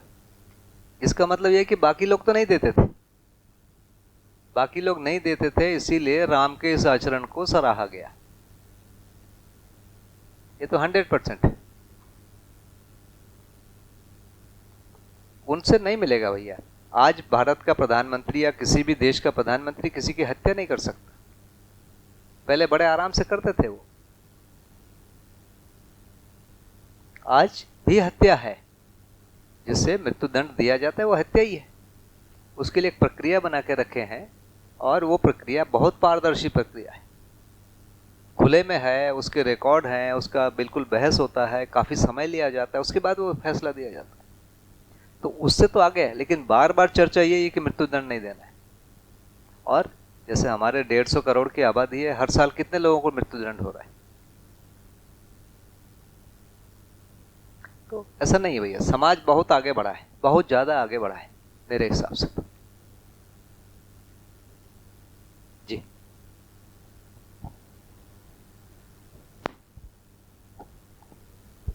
भैया, ये जब युग की बात आ ही रही है तो प्रमाण के रूप में हम कुछ भौतिक भी ऐसी चीज दे रहे हैं, जैसे पिरामिड है इजिप्ट में, जो अभी तक आज की दुनिया में भी नहीं समझ पा रहे कि वो बना कैसे होगा। यानी कुछ तो ऐसा परिकल्पना था कि जो बन के आया हुआ है, ये एक भौतिक के हिसाब से मैं कह रहा हूँ।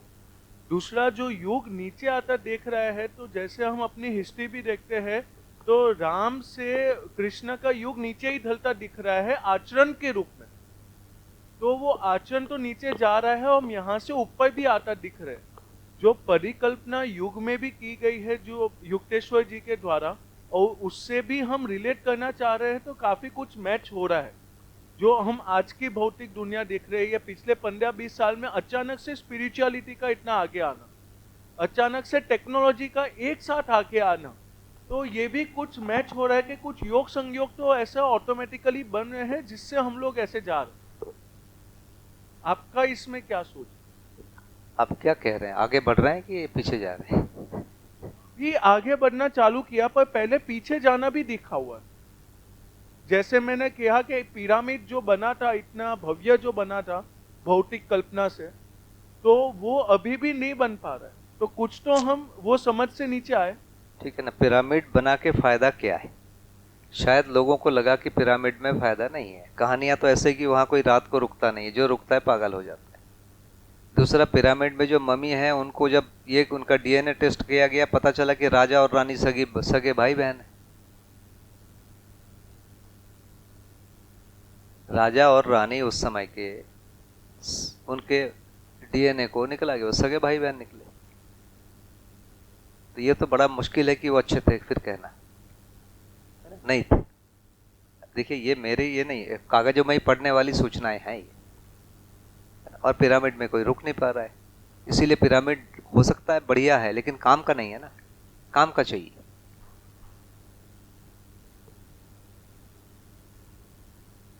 वो क्या काम का इसमें नहीं, एक कल्पना तो है कि वो जो वो अभी तक पहुंच पाए हम लोग। कोई चीज को बनाया, उसका फाइनली फल क्या है? अभी हमने उससे बढ़िया कोल्ड स्टोरेज बना ली है।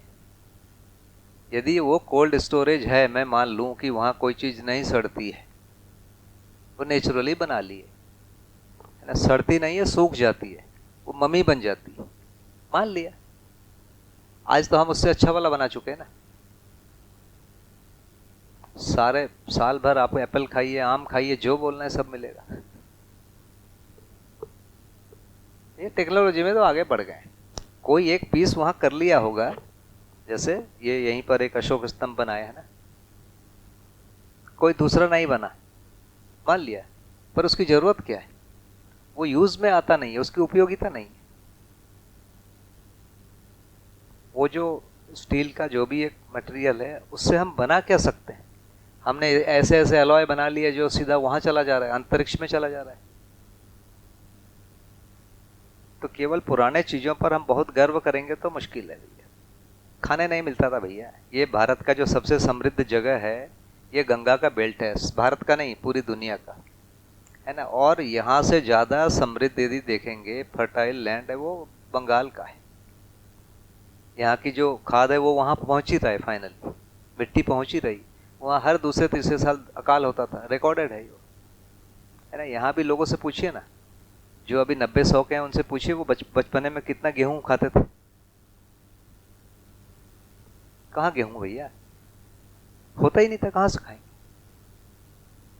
सब पंजाब में खूब समृद्धि की बात करते हैं, कहाँ वहाँ क्या खाता था?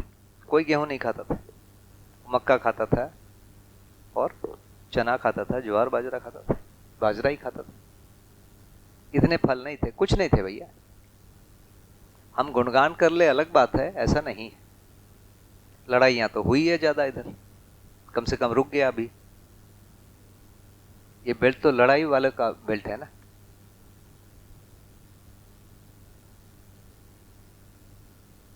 भैया लोग तो ये भी कहते हैं 30-40 साल पहले जो इस जगह पर देखे हैं, किसी के घर में उतना ही सामान होता था कि 1 घंटे में समेट के घर छोड़ के निकल सके।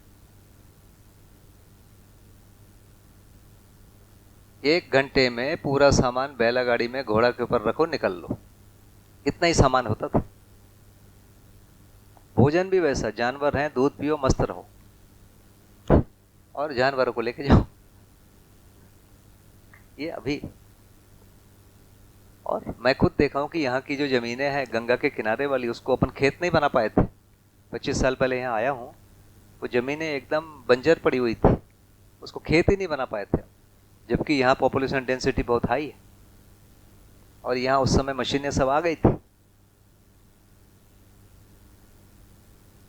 कुछ चीजें जरूर अच्छी थी, ऐसा नहीं कि सब बेकार था, जिसके बावजूद दुनिया में शायद हम सबसे बढ़िया रहे, है ना। पर उससे हम आगे बढ़े हैं और आगे बढ़ने का सोच रहे हैं। शिक्षा में देखिए ना, स्कूल में शिक्षा में बताया जा रहा है कि हम एक जैसा रहेंगे।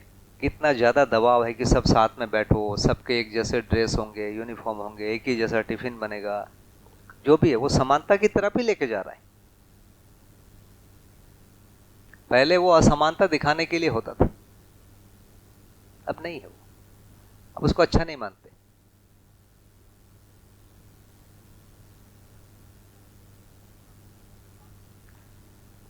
एक कहानी सुनाऊं मैं, एक कहानी सुनाता हूं। पांडव और कौरवों के बीच की एक कहानी है। पांडव और कौरव दोनों के जो बच्चे हैं, ये गुरुकुल में पढ़ते थे। जो पढ़ाने वाले जो आचार्य थे वो द्रोणाचार्य थे। द्रोणाचार्य उस समय धरती के सबसे भयंकर योद्धा थे।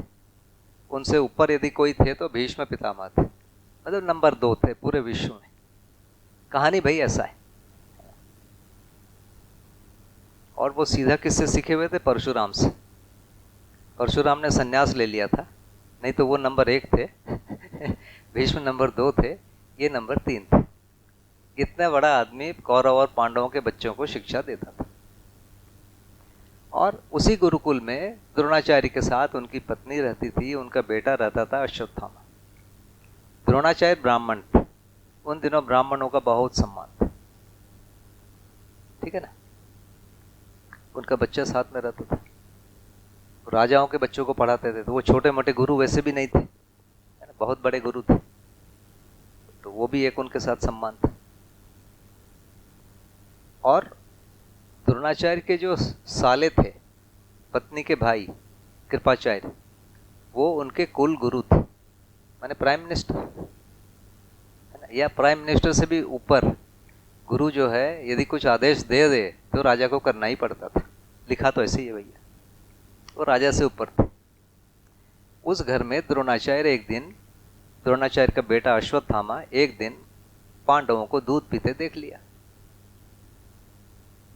घर में आके पूछा कि क्या है, सफेद सफेद घोल के पिलाते हैं, सफेद सफेद पीते हैं, कुछ हमको नहीं देते हो तुम। बच्चा तो बोलेगा ही। तो द्रोणाचार्य थोड़े दुखी हुए, चावल था उनके यहाँ, उसको पीसा, पानी में घोला, उबाला, पिलाया। छोटा बच्चा क्या सोचेगा, वो तो खुश हो गया। उनकी पत्नी को बहुत बुरा लगा कि यार तुम इतने बड़े आदमी हो और तुम्हारे बच्चे को दूध नहीं। और उन दिनों भारत में दूध की नदियां बहती थी। बाजू में कृष्ण जो है इधर मटकी फोड़ा करते थे। उसी समय की बात है। मथुरा में दूध की नदी बहती थी, वो दही वो सब मटका फोड़ दिया करते थे। इतना दूध था, लोग मारते भी नहीं थे उसको। दूध कम होता तो कृष्ण की पिटाई होती ना, वो नहीं हुई। माने पर्याप्त है यार, एक मटका फोड़ दिया तो क्या गया, बच्चा ही तो है। तो अब मुझे लगता है कि अब ये झूठ है कि दूध की नदियां थी या दूध की नदियां थी और ब्राह्मणों का सम्मान नहीं था। गुरुओं का सम्मान था और दूध नहीं मिलेगा, ये भी झूठ है। ये तीनों एक साथ सही नहीं होगा, या ये कहानी ही पूरी झूठी है। ठीक है, ये कहानी या फिर 100% झूठी है, या दूध की नदियां वाली बात झूठी है, ब्राह्मणों का सम्मान वाला भाग झूठा है। ये कुछ ना कुछ तो गड़बड़ है। थोड़ा और आगे बढ़ते हैं। उनको थोड़ा खराब लगा तो बोले कि तुम अपने दोस्त से जाके मांगाओ, तुम्हारा दोस्त तो राजा हो गया द्रुपद। तो उन्होंने मन बनाया, द्रुपद से मांगने गए। वो राजा को बोलते तो 4 तो भिजवा देता। गाय क्या चीज थी भाई राजा के लिए। वो राजा को बोल नहीं पाए।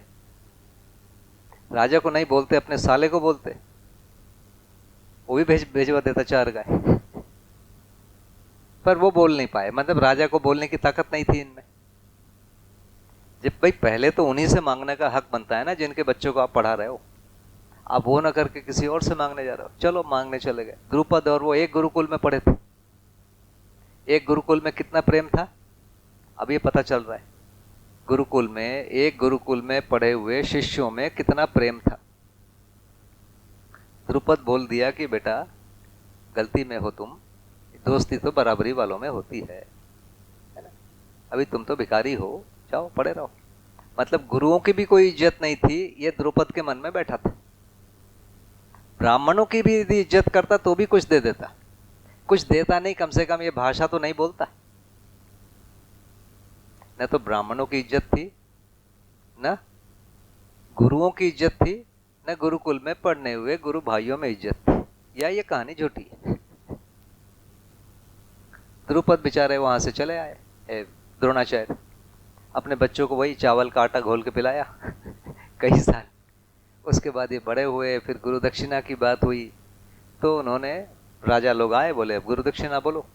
बोले नहीं, तुमसे नहीं लूंगा, इन्हीं से लूंगा,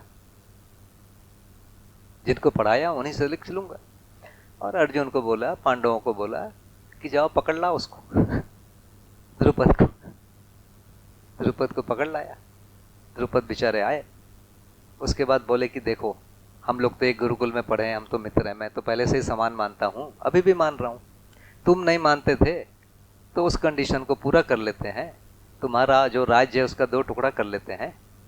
अब बराबर बराबर हो गया, आधा मैं रख लेता हूँ, आधा तुम रख लेते हैं, तुमको शांति होगी तभी मैं बराबर होऊंगा। ले लो भाई आधा आधा। गौशाला में जितनी गाय है उसको भी बराबर बराबर बांट लेते हैं। अब एक गाय मुझे दे दो, अब बराबर हो गए, अब एक गाय मेरे को दो। उसमें से एक गाय ले लिया। द्रुपद बोले कि अब इसको तो निपटाना है। तो उन्होंने एक हवन किया। हवन करने से द्रौपदी पैदा हुई। बोले वो द्रौपदी उसी अर्जुन से शादी करेगी जो मेरे को पकड़ के लाया था। और एक बेटा पैदा होगा धृष्टद्युम्न, जो उस गुरु को मारेगा, द्रोणाचार्य को। मतलब कितना भयंकर द्वेष है गुरु भाइयों में, इस कहानी में दिख रहा है। और द्वेष 1-2 साल का नहीं है, ये 2500 साल अपने सीने में वे द्वेष पाल के जी रहे हैं। तो या फिर ये कहानी झूठी है, झूठी माने अतिशयोक्ति, या फिर जितना सम्मान बोला जा रहा है वो बढ़ा के हम बोल रहे हैं, है ना। इतना बढ़िया नहीं है भाई। सब वहां तो भाई भाई को मार रहा है, बहन बहन, क्या नहीं है भैया, वहां है खून पी लिया उसका। द्रौपदी के बाल में खून लगाया जाके भीम ने, पता है ना सबको तो कहानियां। तो ये विभत्स चीज है, एकदम भयंकर, अभी भी नहीं कर सकते आप इसको। कर यदि कोई करते भी होंगे ना तो कितना, देखो यूक्रेन युद्ध में जो हो रहा है उसको कितना हल्ला हो रहा है, महिलाओं के साथ जो अत्याचार है उस सब का हल्ला हो रहा है ना। वहां तो शान से लिखा गया पुस्तक में ये किया, और उसको किसी ने धिक्कारा नहीं। चलो मैंने कोई गलती किया है, चलो कर दिया यार, लेकिन लोग उसका समर्थन तो ना करें, कम से कम बोले गलत, कोई नहीं बोल पा रहा है। तो कहानी उतनी दमदार नहीं है भैया, है ना। कहानी में बहुत सारे कमजोरियां हैं। एक आरुणि की कहानी है बढ़िया। क्या हुआ, एक बार ऋषि, थोड़ा देर में चाय पी लेते हैं, 5 ही मिनट लगेंगे। तो ऋषि ने देखा अच्छी बरसात हुई है, अपने शिष्य को बोला कि जाओ मेड़ को बांध दो और रुके, बढ़िया फसल हो गया। आरुणि बेचारे निकल गए और मेड़ को बांधते हैं, पानी से फिर बह जाता है, फिर मेड़ से बांधते हैं, पानी से बह जाता है। अंत में वो खुद ही लेट गया, पानी रुक गया। बाद में वो ढूंढते हुए आए गुरुजी ढूंढते हुए आए, दिख ही नहीं रहा है, तो चिल्लाया, तो बोले मैं यहाँ पड़ा हूँ। ढूंढते ढूंढते आए तो देखी कि ओ हो वो तो रोक के बैठा हुआ है। तो बहुत ही खुश हुए, उनकी गुरु भक्ति की बड़ी प्रशंसा किया और खूब अभी तक उनका नाम चल रहा है। मेरे हिसाब से इस कहानी में गड़बड़ी है। क्या होता है, जब भी खेत में फसल लगाई जाती है, ज्यादा पानी होता है, तो लोग जाके मेड़ को तोड़ते हैं, न कि बांधते हैं। मैं उस इलाके का हूँ जहाँ सबसे पहला काम करते हैं, मेड़ को थोड़ा सा एक जगह बना के रखते हैं ताकि ज्यादा पानी निकल जाए, नहीं तो मेड़ को तोड़ देगा। तो जो आदमी लिखा है उसको खेती तो पता नहीं है, ये तो 100% ठीक है।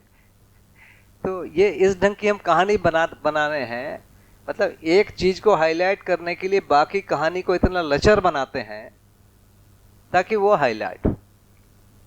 मतलब मेरे को होशियार बताना है तो आप सब लोग को मूर्ख बताना पड़ेगा, ये विधि है, ये थोड़ी चलेगा। तो बढ़िया कहानी नहीं लिखी गई, मैं तो इतना ही कहूंगा। कुछ घटनाएं थी उसको ठीक से लिख नहीं पाए। अच्छे लोग हमारे यहाँ हुए हैं, बहुत हुए, पर राम की अच्छाई बोलने के लिए रावण को कोसना पड़े, ये तो उचित नहीं है ना भाई। ठीक है भैया, हरिहर।